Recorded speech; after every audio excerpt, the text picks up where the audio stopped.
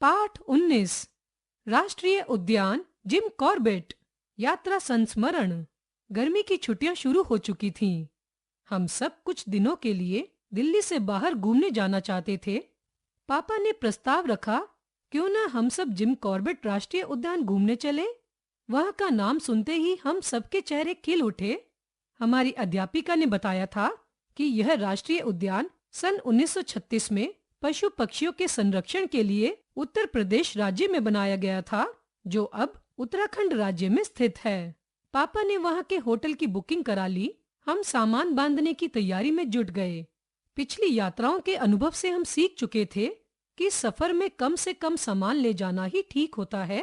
Corbett राष्ट्रीय उद्यान दिल्ली से 270 किलोमीटर की दूरी पर है। हमने सामान गाड़ी में रखा और निकल पड़े। हमें 6 घंटे का सफर तय करना था। समय बिताने के लिए हमने अंताक्षरी खेली, मम्मी द्वारा बनाए गए नाश्ते का मजा लूटा और बातें करते हुए अपने गंतव्य पर पहुंच गए। प्रकृति के खूबसूरत नजारों को देखते ही रास्ते की थकान गायब हो गई और मन में एक नया जोश भर गया।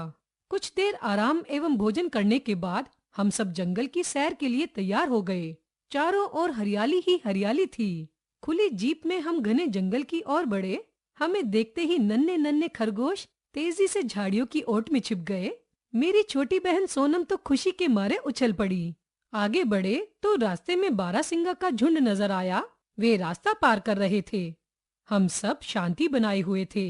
जंगल के कानून का पालन करते हुए हमने पहले उन्हें गुजरने दिया।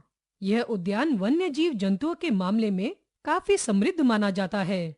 पापा ने बताया कि यहाँ लगभग 580 किस्म के पक्षी पाए जाते हैं। साथ ही जंगली गाय, हाथी, हिरन, सांभर, लोमड़ी, मगरमच्छ आदि भी देखने को मिल जाते हैं। बाघ और तेंदुए तो यहाँ की शान है। इतने पास से पशु पक्षियों को देखना अपने आप में एक रोमांचक अनुभव था। पेड़ों पर लटकते लंगूर अनायास ही हमारा ध्यान खींच लेते थे। हमारी जीप थोड़ा आगे बढ़ी ही थी कि एक बाघ दिखाई दिया। वह मस्त चाल से चल रहा था। हमारी तो सांसें ही रुक गई। मम्मी ने ढांढस बंधाया और कहा, डरने की कोई बात नहीं, ये बाघ किसी को नुकसान नहीं पहुंचाते। पापा ने बताया कि देश में बाघों की संख्या कम हो रही है, इसलिए इनके संरक्षण हेतु राष्ट्रीय उद्यान बनाए गए हैं। कुछ देर बाद हम वापस होटल पहुंचे। पूरे दिन जो भी देखा उसकी ही चर्चा करते रहे। मम्मी अपनी रसोई और पापा अपने ऑफिस से दूर यहाँ बहुत ही अच्छा महसूस कर रहे थे। अगले दिन सुबह ताजी हवा के झोंकों ने हमारा स्वागत किया। सभी बहुत तरोताजा महसूस कर रहे थे।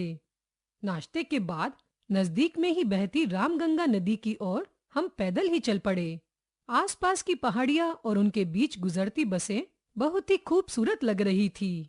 नदी के स्वच्छ पानी के पास बैठकर हमने बड़ी देर तक बातें की। पानी में तैरती हुई बतखों व छोटी छोटी मछलियों को देखकर मैं और सोनम तो बहुत खुश हो रहे थे। कब दोपहर हो गई पता ही नहीं चला। फिर हम होटल लौटे और दोपहर का भोजन कर दिल्ली के लिए रवाना हुए। कॉर्बेट राष्ट्रीय उद्यान से लौटना अच्छा तो नहीं लग रहा था, पर वापस आना भी तो जरूरी था। रास्ते में बारिश शुरू हो गई। हम वर्षा में नहाती पहाड़ियों को देखते हुए लौट रहे थे अपनी दिल्ली की ओर, मन में संजोए उन रोमांचक पलों को जो हमने वहां गुजारे थे। सुंदर लुभावने पशु पक्षियों और वहां के मनोहारी स्थलों को छोड़ने का दुख तो था, पर यह संतोष था कि कम से कम हमने उन्हें अपने कैमरे में तो कैद कर ही लिया है।